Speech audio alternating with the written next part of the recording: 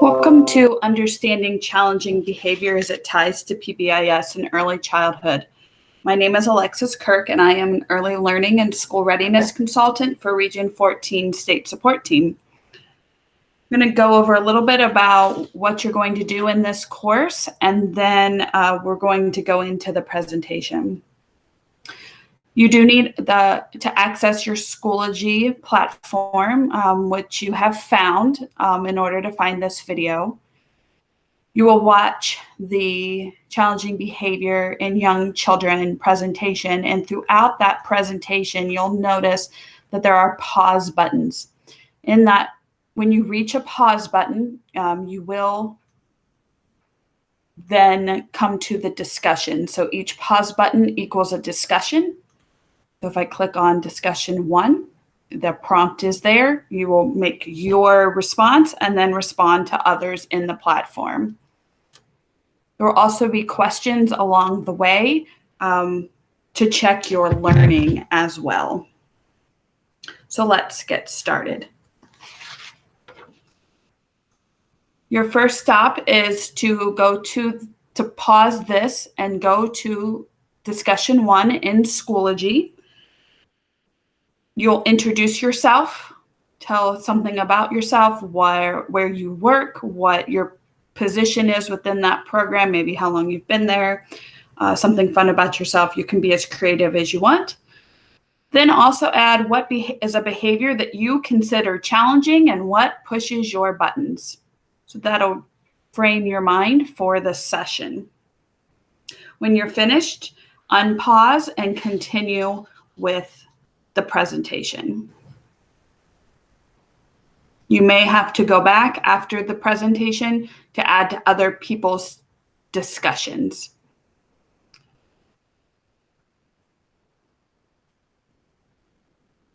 So challenging behavior is unlike any subject. There's no magic formula, no right or wrong way to do things, no correct answer to any given question, and no one solution to any particular problem. Every teacher, every child, and every situation is unique, but each demands a thoughtful and intentional approach. You will not be given a magic wand or a magic solution in this experience. What you will gain is knowledge to make an intentional decision around behaviors. The next slide outlines what is challenging behavior. Challenging behavior includes prolonged tantrums, physical and verbal aggressions, disruptive vocal and motor behavior like screaming, property destruction, self-injury, non-compliance, and withdrawal. That behavior then must interfere with a child's cognitive, social, or emotional development, show in repeated patterns of behavior, is harmful to the self or other children or adults, put a child at high risk for later social problems or school failure.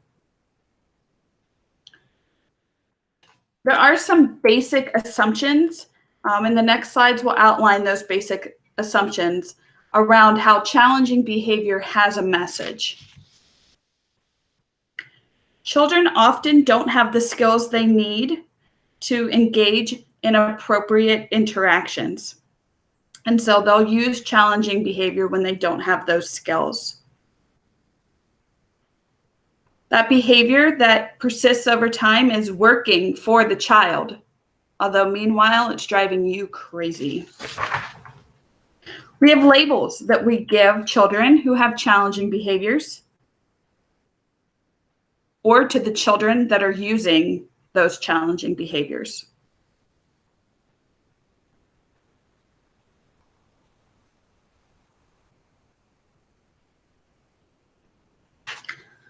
With every other facet of child development, we teach. We will be revisiting this concept many times over the course of our time together. So there's bad news around challenging behavior. 10 to 15% of children in preschool will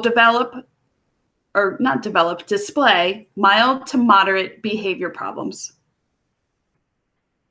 60% of our kindergartners enter school without the social emotional skills that they need to be successful. Preschool children identified as hard to manage have a 50-50 chance of that difficulty continuing into adolescence. It really is not an age thing, it's a skill thing. Social competence predicts later social and academic success. So with all that bad news, there really is some good news around challenging behavior. Social competence can be taught and supported, just like if you would go to the gym to build muscles, your social competence can be trained. Social competence not only can be taught and supported, but you can put these high quality research-based interventions in place that will help. Things like high quality environments. I've heard that the environment can be the third teacher in the classroom. And I've linked an article about that in the resources tab at Schoology, so you can look at that. Social skills instruction is very beneficial for kids. We can do individualized behavior planning as the adults figure out the antecedent and have a plan moving forward. And you then use our data to make decisions. And these things are very effective at helping a child regulate their challenging behavior.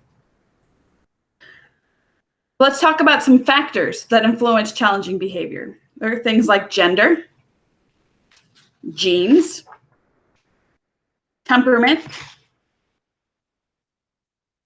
complications at pregnancy and birth. 10% of our children are born premature, so their brains did not get to fully develop while they were in utero. Substance abuse during pregnancy or substance abuse afterwards, they're witnessing that. Neurological problems, trauma. If you've had any work around trauma, attended any professional developments, Nadine Burke-Harris is a pediatrician who has done a lot of work around ACEs in children. I'll link her TED Talk and her book in the resources tab. It can also be environmental risk factors like family factors, parenting styles, peers, childcare, and school factors, poverty, exposure to violence. So you're going to pause the presentation and go to discussion board 2. And in that board, start with what do you believe every child deserves? And what do you hope to offer the children that you are teaching?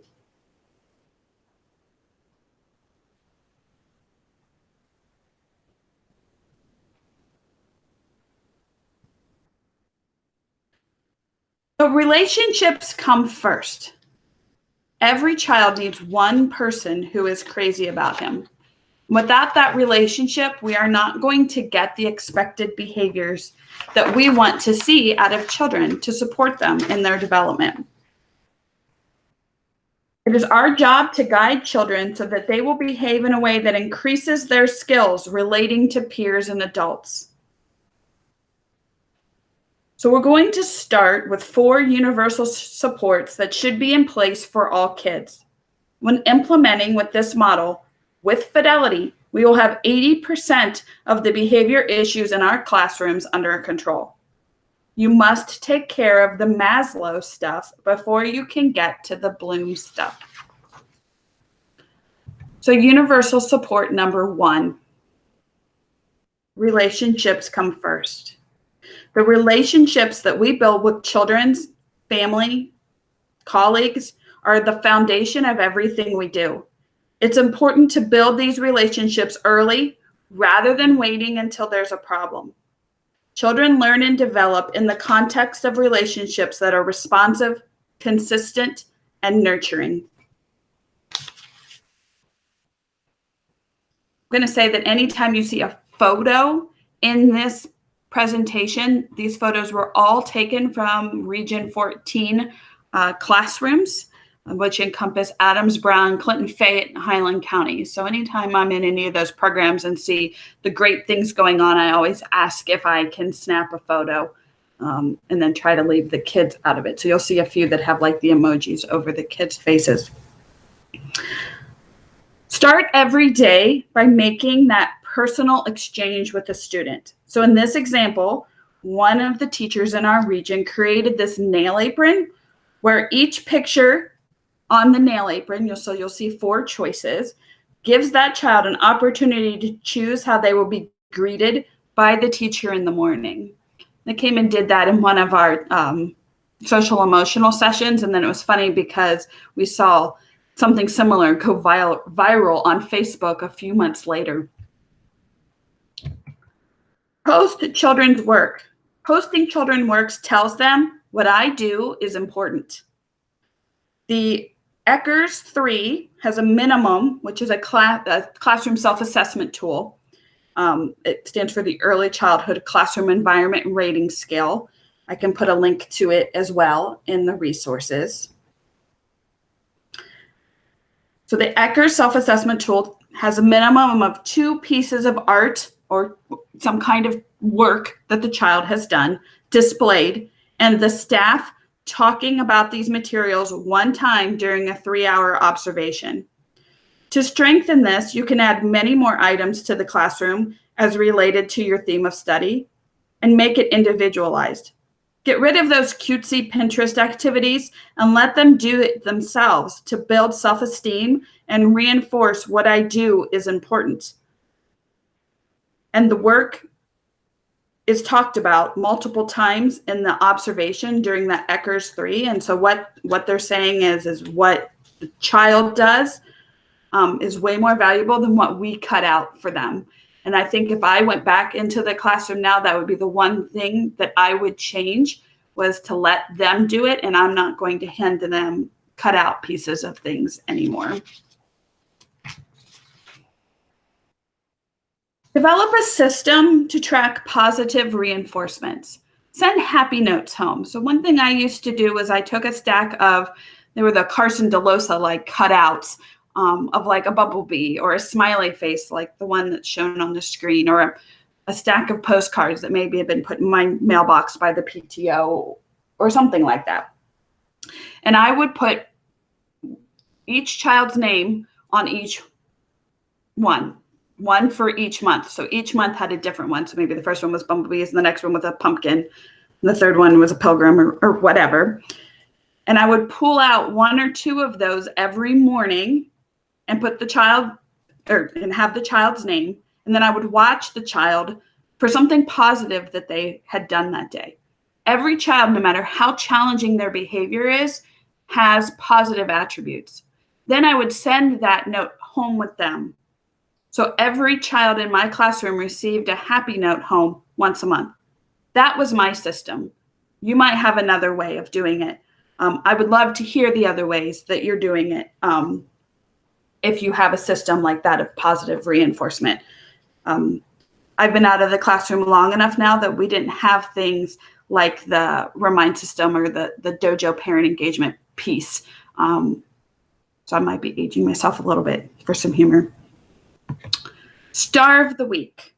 Have a star of the week, bring in stuff from home and share about his or her family. Just make sure that everyone has a chance to be that star of the week. Give compliments liberally. Think of it like a savings account. You have to put in more deposits than withdrawals or you'll be broke. This is the same principle. Children with higher needs have had more withdrawals, so it's going to take more deposits to keep them full. The key to compliments is to make them specific to the child. It has to be more than good job. An example can be, Macy, you tried to zip your coat all by yourself. That is a great job. So here's an example of complimenting liberally, but being specific. So you are being, and these are their 3 PBIS expectations: safe, kind, or working hard. Maybe yours is respectful, responsible, safe, whatever your overarching expectations are for your PBIS matrix. So you are being blank, safe, kind, working hard when you, and then whatever the rule might be that they did in whatever the setting was. This ties it back to those expectations you're trying to teach through PBIS as well. So you're taking care of almost two things at once. Right here, you're going to pause and you'll go back into Schoology and do discussion number 3. What do you do in your classroom to build relationships? Discussions, you can add media, you can add photographs, just try to not include children's faces. Any examples, and then respond to others in the discussion. When you have finished, come back and we'll move on to universal support number 2. Like I said earlier, you might need to make your response and then go back later and respond to others, and that's fine too.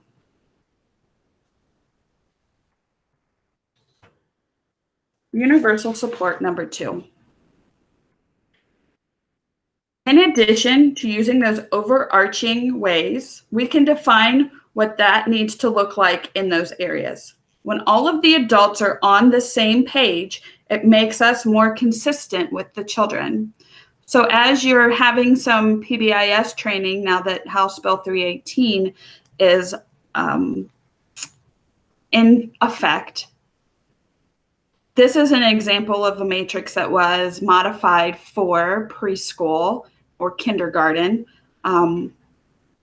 And those pieces there were a lot of things in their matrix, and so they broke that down into manageable pieces in order to teach their students. The matrix is always for the adults. It is not for the students. And so we would want to make visual supports that were student-friendly to help children remember our expectations. This is an expectations book that was used with students in the classroom and then put with the other books. And you'll see on page 2 of this same book, it had some photographs. So you could be really creative with this, and it could be something that you used regularly with your students. And students love to pull these kinds of things and read them over and over again.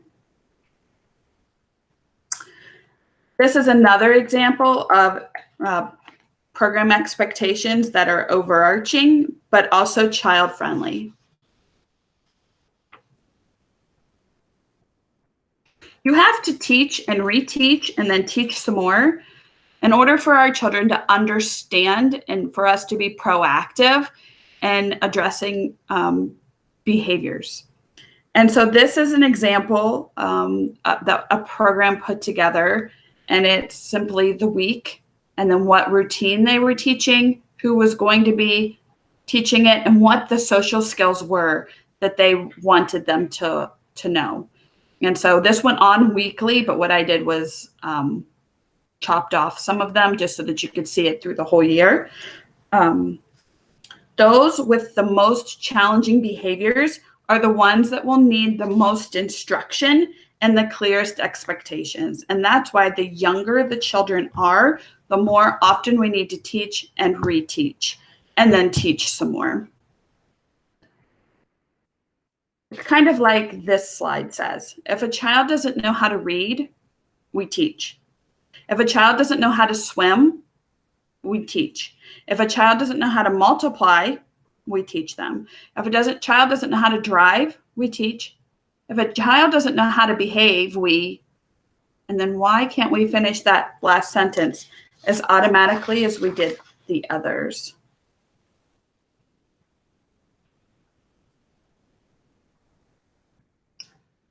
The third, universal support. The third universal support is around the environment being the third teacher in the room. And I mentioned I would link an article about this in the resources tab. A well thought out, organized classroom can be thought as a third teacher in the classroom.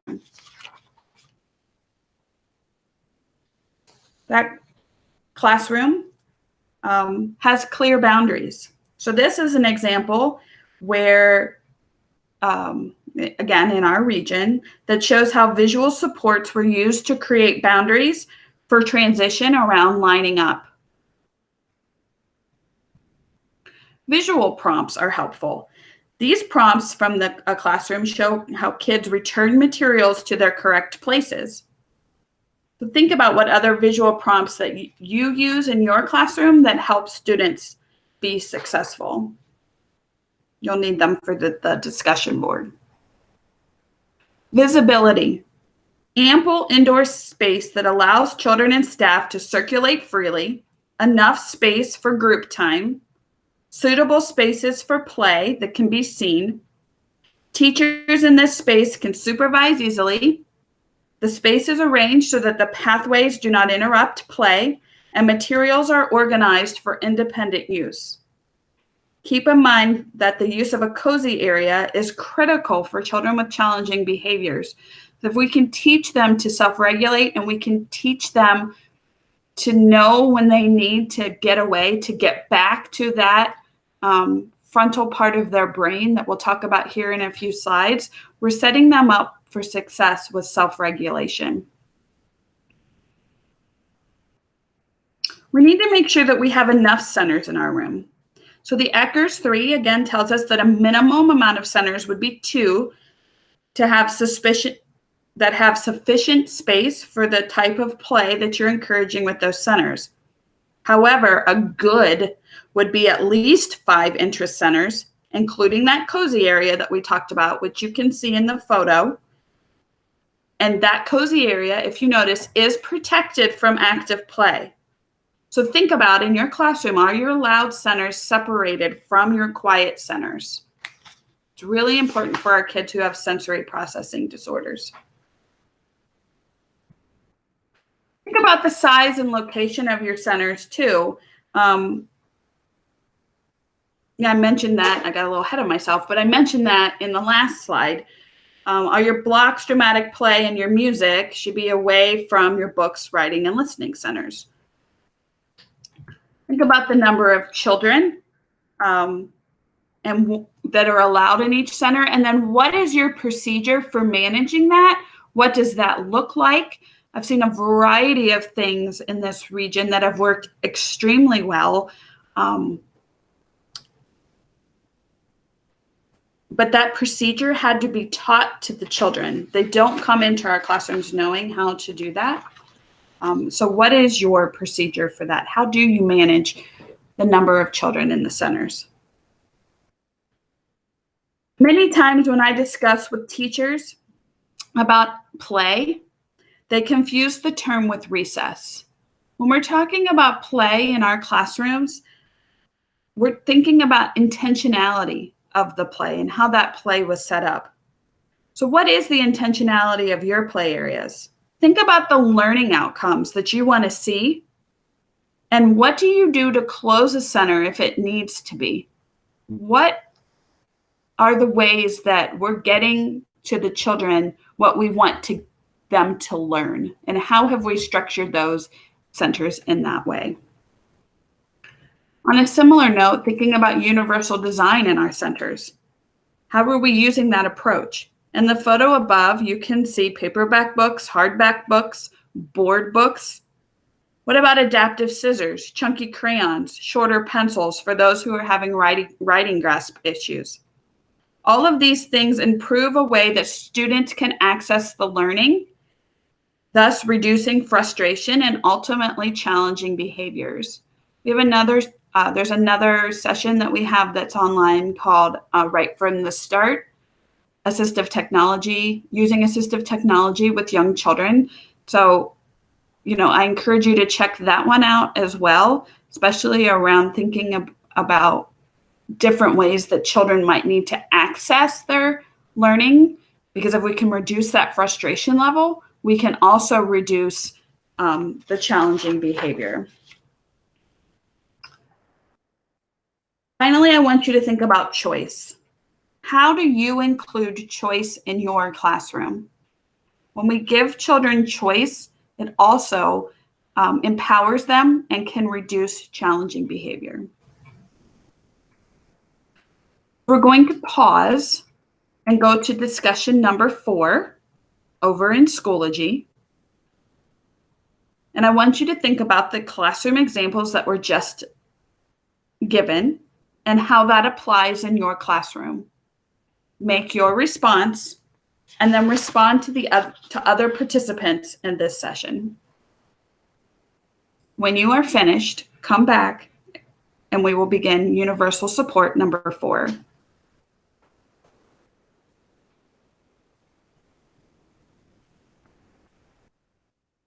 Universal support number 4. We're going to talk about routines. Children need a balanced and varied day that includes quiet and active times, small and large group times, teacher-led and child-directed led, large motor and small motor.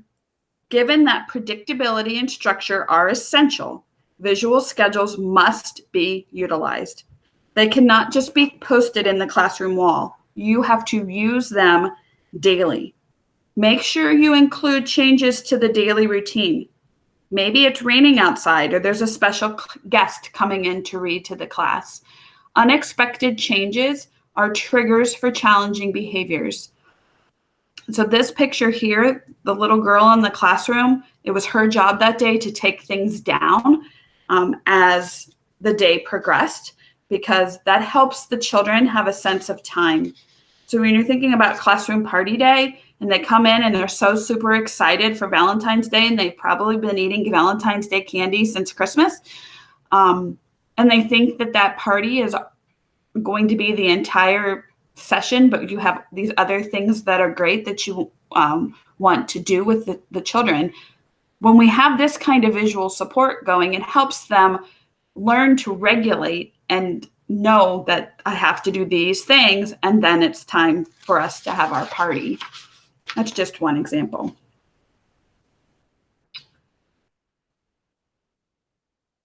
Teach procedures and then reteach procedures and reteach procedures and so on. Teaching these procedures ensures a predictable environment. The more predictable our environment is, the less challenging behaviors we will have. Teachers need to specify how to execute specific activities, and that's ultimately going to set our children up for success.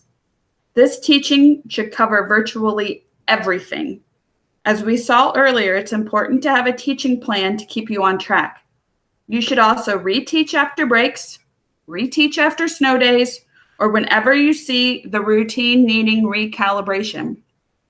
Arrival, bathroom, lunch, playground, anything that's part of your day, teach it and reteach it.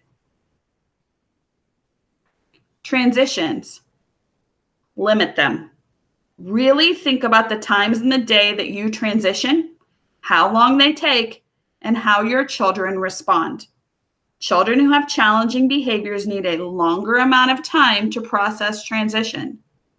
You might need to put on, if you have a smart board or a large timer of some kind, and project that on the screen. Make sure to limit the amount of distractions if you're projecting it on a smart board. So a lot of them have, if you just Google it, it'll have a lot of other distracting things like ads or other websites. There are some great timers on YouTube that can fill the whole screen and just be the countdown that you could link for easy access. That gives kids time to process that we're about to transition.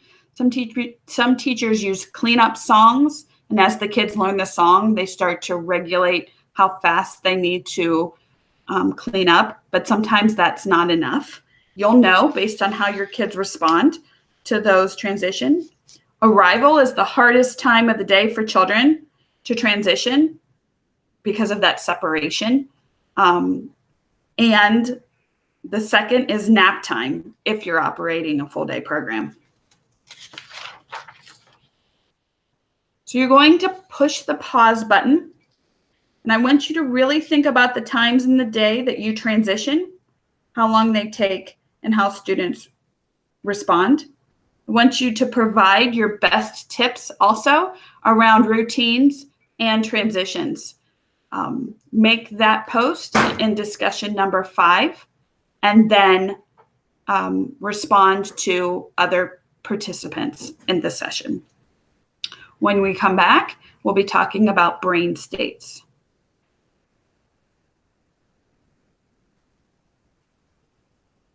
Now that we've explored the universal supports, let's talk about what causes behavior neurologically. Believe it or not, behavior is as much neurological as when our hunger signal tells us to eat. So let's explore some of the areas of the brain as it relates to emotional regulation and executive function. If you're not sure what executive function is, or if this is a new term to you, I've linked a video for the Harvard Center for the Developing Child. It's a quick video that talks about what executive function is and why it's so important for us to know more about executive function in order for us to be able to help our kids. In this image that was taken from Conscious Discipline, and I like their image because of the way they color code it, but the very front of this green area, this is our frontal lobe of our brain. It's the learning part of our brain.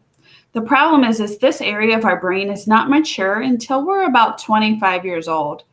And I was having a conversation with the director of the developmental pediatrics division at Cincinnati Children's Hospital, Dr. Patricia Manning, and she was telling me that what they're finding now is not only is the executive function part of our brain does not fully come online until age 25, they're actually wondering if they're finding evidence that it's actually more of a span between 25 and 30 years old before this is part of our brain is completely online. And this is the part that helps us transition, make decisions, working memory.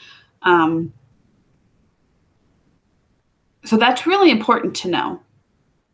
The blue part, this is as Conscious Discipline calls it, your emotional brain state.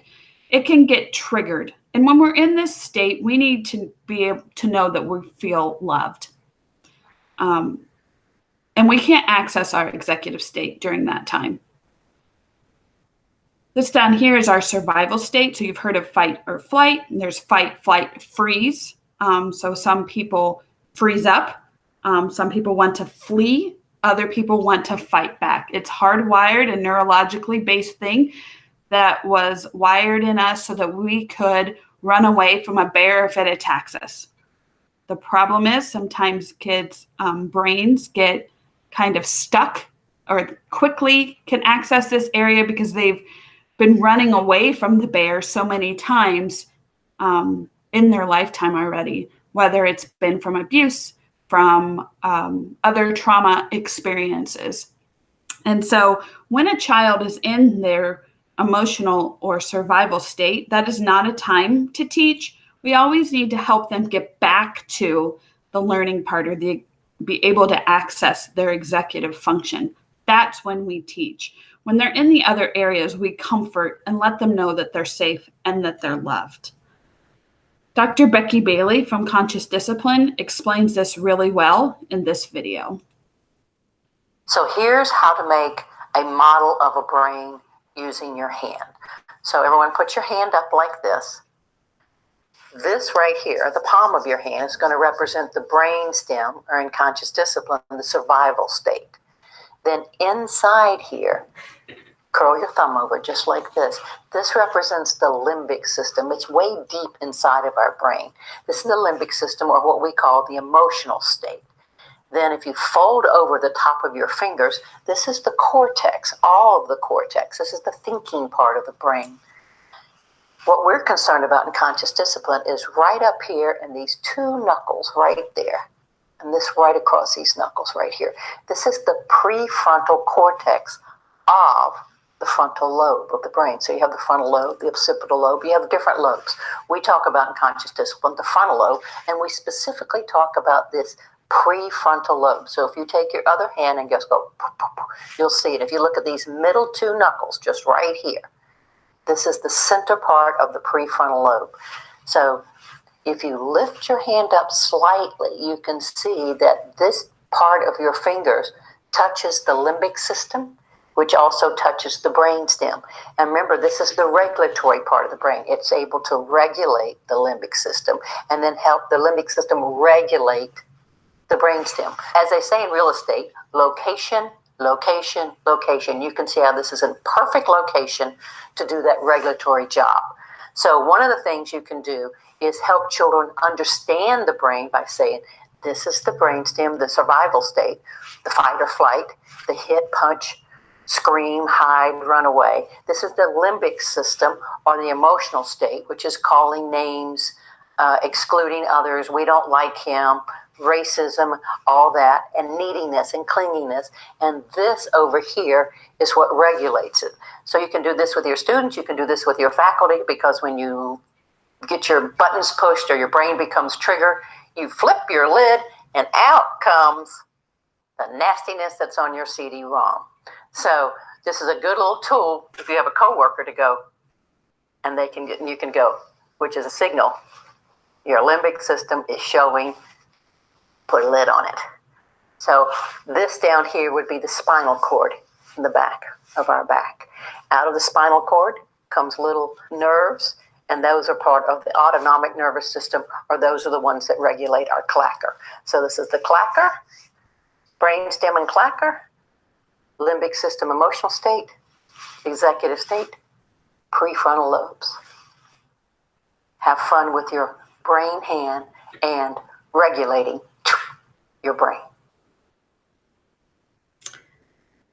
So that's the conscious discipline version. What I like about it is it shows you a way that you could talk to students about what's happening so that they can understand what's happening in their bodies as well. I put a link to a similar video where they talk a little greater in detail about those three states. Mary Vicario did. So if you have an opportunity, it's not a very long video, but really understanding those brain states helps us help children. This is a visual to show you how the brain develops, and that these are the years when we can make the most impact with our interventions. So you see the newborn here, and these are neurons that are firing. And you can see them increase at 1 month, at 3 months, at 6 months. But then look at them between 6 months to 6 years. There's a lot of brain activity happening at 6 years. And if we're going to change a pathway or change a trajectory for a child, between the ages of 3 and 8 is really the time to do it. Where we're able to teach those new skills to kids in a way that they're going to be able to pick it up the fastest. Because if you notice, once they reach 14 years, we're already starting to see a decrease in that neuroactivity. I want you to remember that behavior is communication. We need to think about why a child is behaving in a challenging way. Children use challenging behaviors when they don't have a toolkit of more appropriate behaviors to accomplish the same outcome. If you've read the book Lost at School, which is more of a school-age book, but it is a good read at that. And what the author says there is children will behave if they can, if they have the skills in which to do it. So as adults, we can make a choice to either spend more time focusing on challenging behavior, or spend more time focusing on the behavior that we want to see from children. So the more often that we are acknowledging the positive behavior also helps extinguish that negative communication. Children want us to like them, but we have to teach them the replacement skills. So what are some environmental triggers for behavior? One can be accidental reward for inappropriate behavior. This can occur through social attention, material rewards, activity rewards, food rewards. When a child is engaging in inappropriate behavior and you acknowledge the child while they are acting in this manner, they are gaining an understanding of how to get your attention. Positive and negative attention can feed into the behavior. Children do what they see. This is what makes modeling so powerful. If you put toys away by throwing them in the bin, don't be surprised when the child does that in the same way.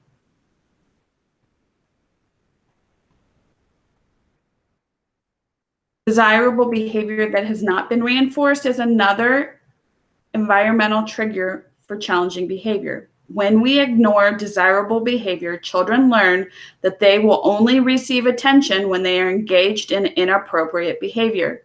It's easier to ignore a child when they are doing what we expect, but it's important for children, no matter what age, to be reinforced for what you expect of them. Ineffective consequences are also an environmental trigger for behavior. The manner in which we deliver our instructions or directions for children will reinforce how they respond. We can give too many instructions. For some children, we may present too many instructions at once, and that's too much for them to process, especially for children with disabilities, where they need time to process information. Again, we have to access that executive function or that working part of the brain.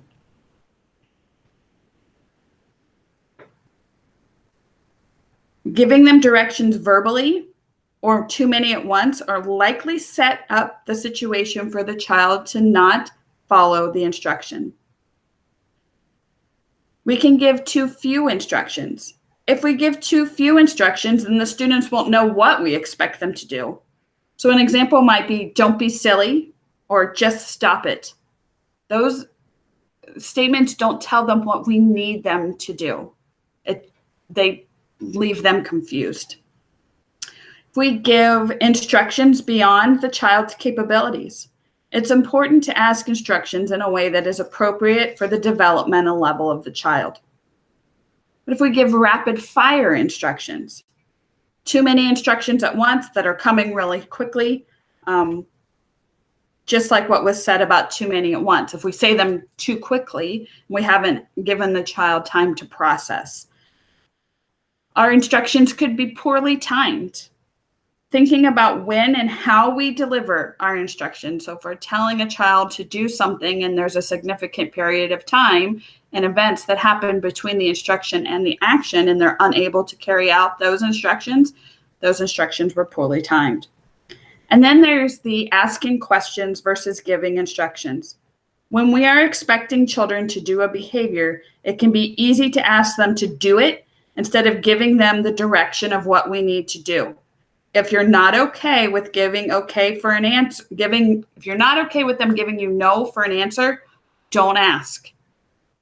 Think of an example where I was in a classroom building and a student arrived late and he was clearly upset. And I was just walking through the hallway, but he was very upset. I don't know what the soft setting events happened before he got there, but he was already about 45 minutes late to school. And he was in a heap on the floor, backpack and coat kind of hunkered over him. And the teacher was, or the adult, I don't know who was the role of that particular individual, but they said to him, "Are we going to go to class or not?" And the child looked up at her, stomped his little feet and went, "No." That just set up a opportunity for a power struggle between the adult and the student because no really wasn't an option.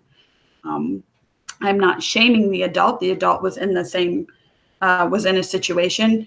But we have to keep in mind that asking questions, we have to be okay with the answer that the child gives us. So offering choice can be very effective, but we have to be okay with whatever answer is going to keep the child safe and help us get them back to that executive state. We also have to ourselves try to stay in our own executive state and remove ourselves from the emotional situation that's happening.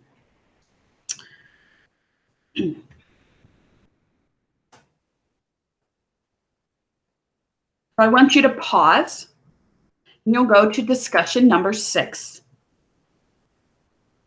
And think about which environmental trigger for behavior resonated with you from these last few slides. Make your response, and when you're finished, come back to the session. Make sure you also respond to other participants within the group. When we come back, we're going to talk about child-specific factors.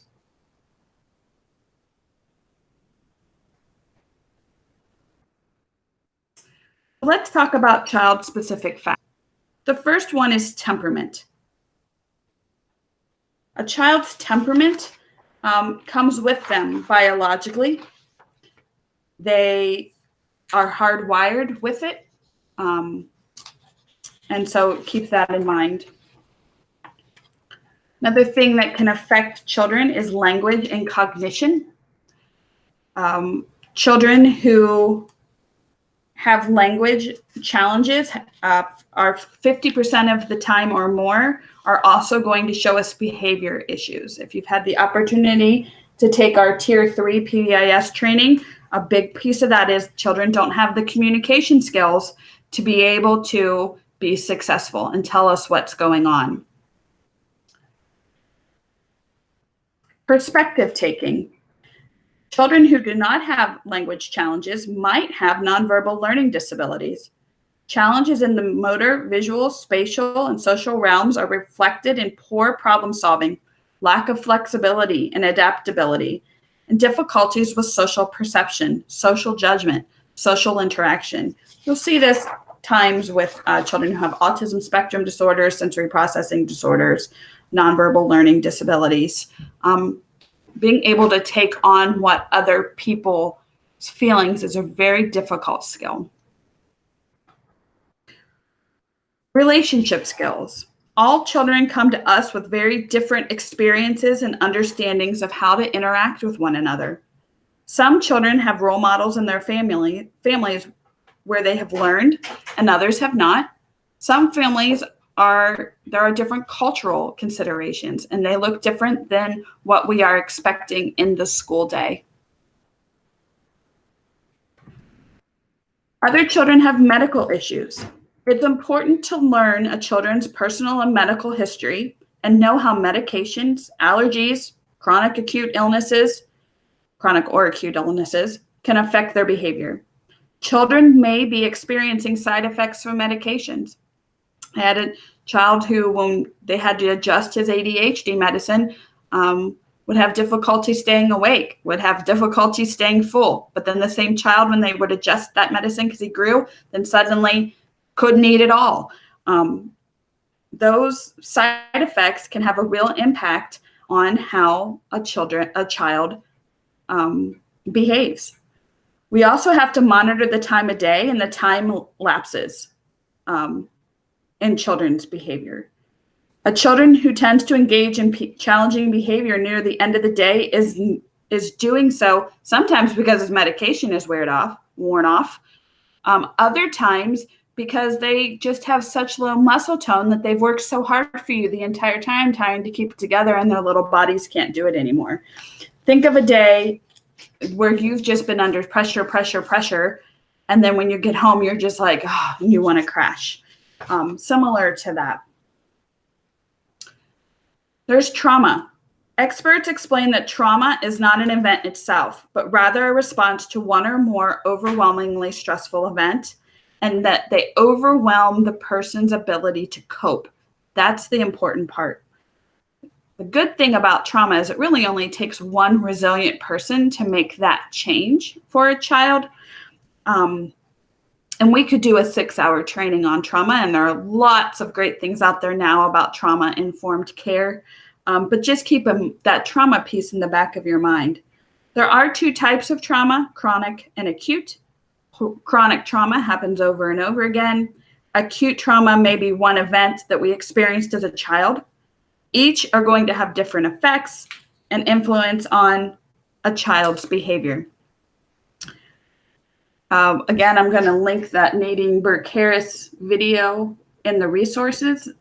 She has been a leader in the resources tab. She has been a leader in trauma-informed care as she worked with many children in her practice and felt like she, as a pediatrician, felt like she was prescribing more ADHD medicine than she thought really were children with ADHD, and started studying the adverse childhood experiences, or ACEs, and I'll put that in there as well if you've not heard of it. But those ACEs affect a child's development. And so she started going more from the trauma approach from the area of California that she lived in, and was seeing remarkable results that she wasn't able to get from the use of medication. So you're going to pause here for discussion number 7, thinking about which child-specific factors you have seen in your work and what were some of the effective strategies that you've used. Make sure to post your response, and then either come back and finish the presentation and respond later, but at some point respond to others in the group. When you come back, we will talk about functions of behavior.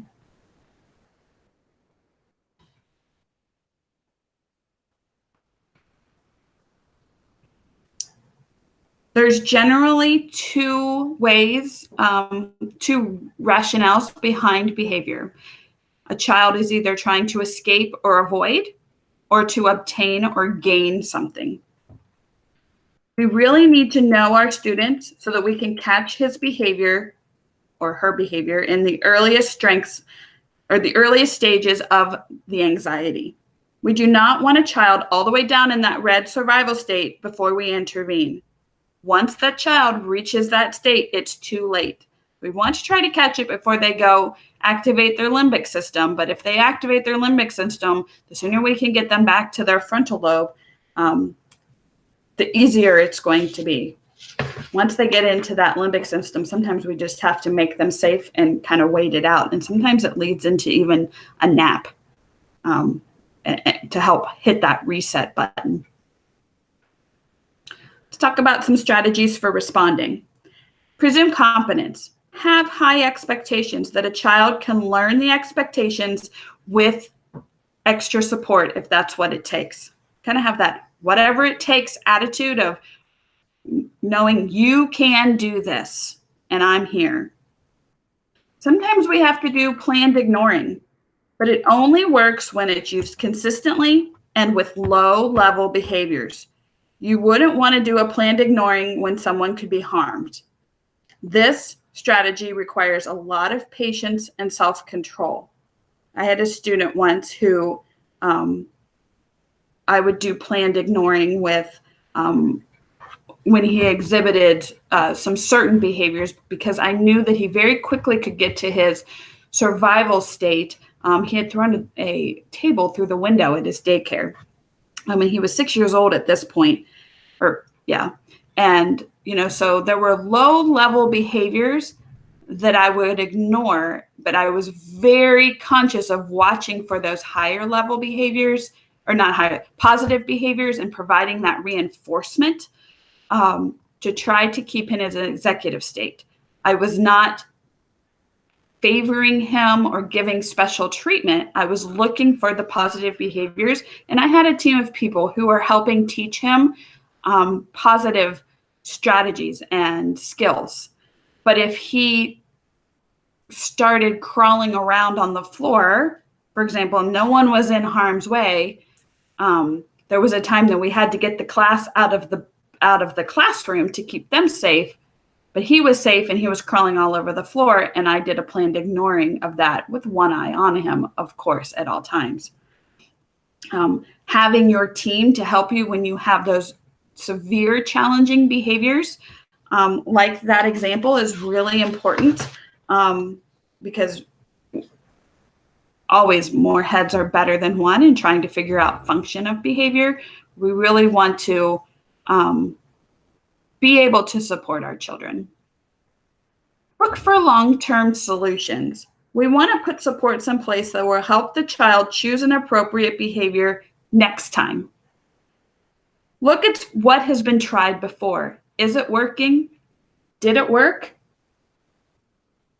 Did you see an increase in the child meeting the expectations? If that's working, keep doing it. If the response isn't working, then we need to try again. And that's, again, where a team of people helping you would be fantastic. Start fresh every day.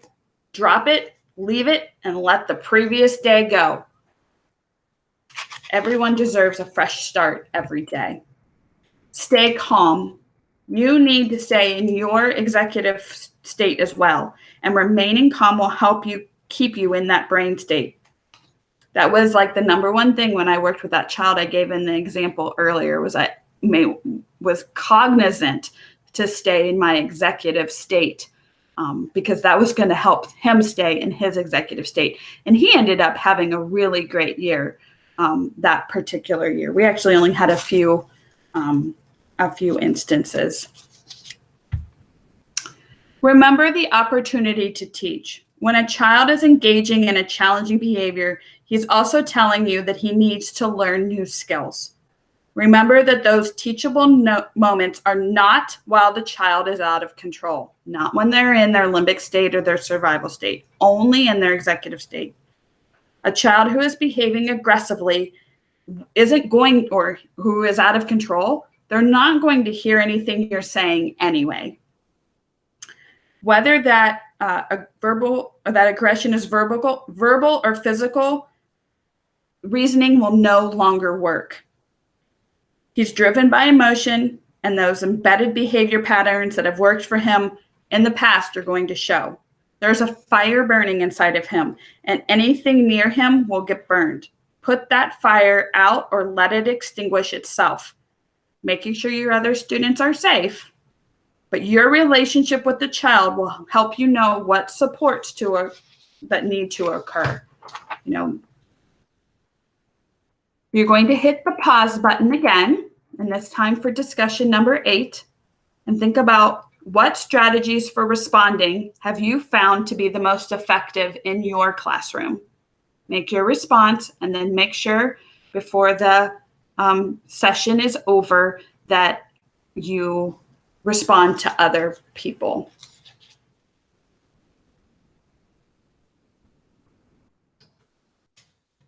What about timeout? People in favor are going to say that it tells the child you care, it interrupts and prevents, and it can be used consistently. Opponents of it are going to tell you that it damages self-esteem by punishing. It gives more attention because it forces the caregiver to get her to timeout. But no one really remembers the reason that the child went to timeout in the first place. What about clip charts? I've linked into your next discussion an article from pbis.org that you will read before you do your discussion prompt for number 9 that's coming up here in a few slides. Clip charts have been a classroom strategy for many years, and it was considered an effective tool at one time for displaying behavioral progress and adherence to classroom rules. But now that we've done a lot of research around that, we're seeing that they're not as helpful as we once thought. And in fact, they can be shameful and something that a child carries with them for years. And so this article that you will read before the end of this section and before you make your next discussion will give you more information about why clip charts are not a PBIS practice and what you could do instead. Some strategies and interventions include schedules, role-playing, rehearsals with kids of what the expectations are. Have them talk to you about the examples and the non-examples. There's social stories. And then providing redirection. Use cards to tell what they need. I had a student that just had a difficult time walking down the classroom, the hallway, and I had to give the child a card with visual reminders, and he carried that with him, and that really made a big difference because he needed something tangible to look at as he was walking down the hallway. It was just hard for him to remember all of those things that he needed to do. Those positive notes home go such a long way, especially when is a challenging behavior. You've already developed a relationship with a parent to show them how much you love their child, so that when something does happen, you guys can have a conversation that's going to help the child. Transition pictures, transition objects and pictures can be very beneficial. Choices, physical assistance, verbal guidance, cue cards, and planned ignoring. Here's an example of a flow chart for responding to challenging behaviors. This particular program is an Ohio program. They decided what the challenging behaviors were in their program that were considered safe and unsafe. They listed them, and then what were the strategies they were going to do when a child showed safe, challenging behaviors. We expect that with preschool children. We expect to see challenging behaviors. It's part of their development. It's normal. And so the staff came up with these strategies that they could use to address those challenging behaviors. And then they did the same for their unsafe. And they trained the staff on what that meant. What did a disruption look like? What is a tantrum? But what is physical aggression? What does physical aggression mean? And they also had practice with all of those strategies to address those behaviors. If you have more questions about how they did that and the process, feel free to reach out to me. I'm happy to explain how they got to that. Okay, so you're going to pause here for discussion 9. This is our last discussion. First thing you'll do is read the Ditch the Clip article, which I've linked into that discussion thread. And then in the discussion, you're going to talk about your key takeaways from timeout, clip charts, and strategies and interventions. Again, making your response and then responding to others in the post. Then come back here and we'll finish up. These last slides are resources. The resources that'll give you more information. I've also linked them into the Schoology platform for your review. And if you have other resources, please feel free to share them with me so that I can get them put in there as well. I want to thank you for joining this session. Remember to finish your discussions in Schoology. And then if you could do the connect to the classroom activity, just put something in the session here that can upload any supporting evidence through photos, video descriptions, links to materials, anything from here that you're like, oh yeah, I do that and I have a great example, so that we can share. And if you're a new teacher or you are just learning about behaviors and challenging behaviors, you can put anything in there that you plan to do, goal setting. I'd be happy to follow up with you and provide any supports to you as you're moving this work forward. I will put, looks like I haven't done it yet, but we'll put the my contact information into this as well. Thank you so much for joining us, and feel free to reach out to me with any questions.